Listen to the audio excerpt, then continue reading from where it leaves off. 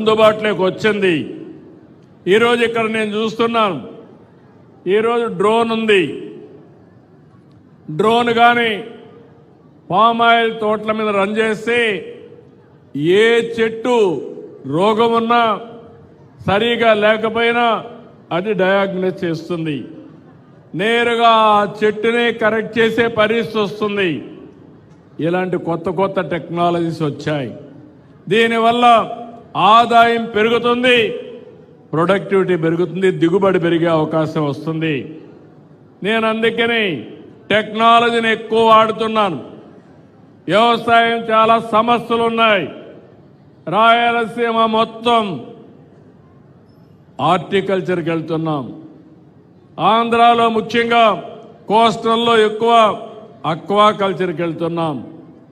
మీరందరూ చూస్తే ఎవరు ఇవ్వని విధంగా ₹50 అక్వాకల్చర్కి కరెంట్ ఇచ్చిన ఘనత, ఇస్తున్న ఘనత ఈ ప్రభుత్వానిదని మీ అందరికీ హామీ ఇస్తున్నా. ఆ రోజు నేను చెప్పా 850 కోట్లు అవుతుందన్నారు. ఎంతైనా పర్వాలేదు, చెప్పిన మాట నిలబెట్టుకోవాలని దాన్ని అమలు చేశాం. ఇంకో పక్క ఫుడ్ ప్రాసెసింగ్కి ఎక్కువ వెళ్ళాలి, వ్యవసాయ ఆధార పరిశ్రమలు పెట్టాలి. ఈరోజు ఒక్క విషయం మీరు ఆలోచిస్తే, ఇక్కడ కోకో ఉంది, కొబ్బరి ఉంది, అరకులో కాఫీ ఉంది. ఈ మూడు కలిపి చాక్లెట్లు తయారు చేసుకోవచ్చు, కాఫీ తయారు చేసుకోవచ్చు, అదే మరి ఐస్ క్రీములు తయారు చేసుకోవచ్చు, స్వీట్లు తయారు చేసుకోవచ్చు. అప్పుడే ఆదాయం వస్తుంది. అందుకే మొన్న ఒక అతను నా దగ్గరికి వచ్చి విశాఖపట్నంలో C3 అన్నాడు. C3 అంటే చాక్లెట్ అంటే కోకో, పక్కన కాఫీ అరకు, మూడోది కోకోనట్. ఈ మూడు కలిపి మనకు కావాల్సిన ఆహారాన్ని తయారు చేయడానికి ఫ్యాక్టరీలు పెట్టడానికి ముందుకు వస్తున్నారు. ఇలాంటి వినూత్నమైన ఆలోచనలు మీకు రావాల్సిన అవసరం ఉంది. దానికి నాంది పలుకుతాం, సబ్సిడీ ఇస్తాం, ప్రోత్సహిస్తామని మీ అందరికీ తెలియజేస్తున్నా. ఇది చేయడమే కాకుండా ఎప్పటికప్పుడు ప్రభుత్వం మీకు అందుబాటులో ఉంటుంది. ఎప్పుడైనా ఇబ్బంది వస్తే సరైన గైడెన్స్ ఇస్తాం, మిమ్మల్ని ఆదుకుంటాం, సబ్సిడీలు ఇస్తాం. అయితే మీరు కూడా గుర్తుపెట్టుకోవాలి, అందరూ రైతులు. మనం చిన్నప్పటి నుంచి మాకు వ్యవసాయం తెలుసని బయట ప్రపంచంలో మార్పులు వస్తే మనం మారకపోతే ఏ ప్రభుత్వం కూడా ఆదుకోలేదు.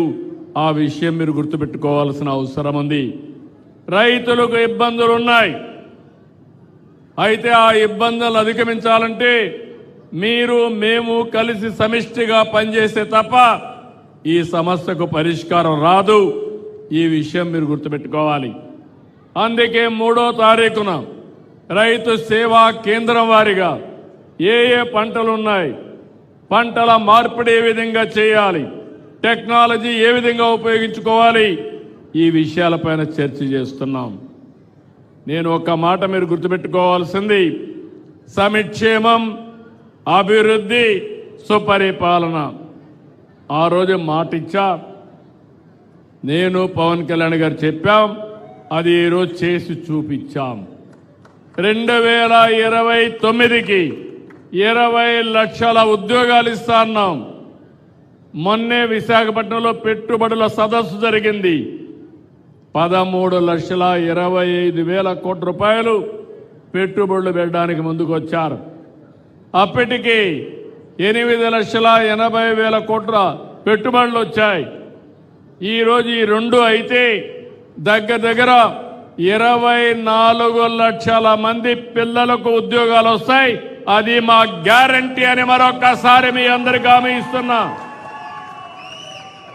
ప్రతి నియోజకవర్గంలో జాబ్ మేళాలు పెడుతున్నాం.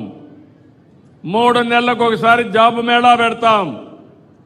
ఎక్కడ ఉద్యోగాలుంటే యజమాన్యాలు వస్తాయి, ఇక్కడుండే పిల్లల్ని రిక్రూట్ చేస్తాయి. ఇంకో పక్క ఇక్కడుండే మీ అందరినీ కోరుతున్నాను, ఇక్కడ కూడా పరిశ్రమలు రావాలి. పరిశ్రమలు రావాలంటే మీలో కూడా ఆలోచన విధానం మారాలి. వెస్ట్ గోదావరి జిల్లా అంటే పాత జిల్లా కానీ ఏలూరు అంటే మీ ఆలోచన ఇక్కడ పరిశ్రమలు రావని. అది కాదు, ఇక్కడ కూడా రావాలి. అందుకే ఇప్పుడు కొత్తగా ఒకటి తీసుకొచ్చాను.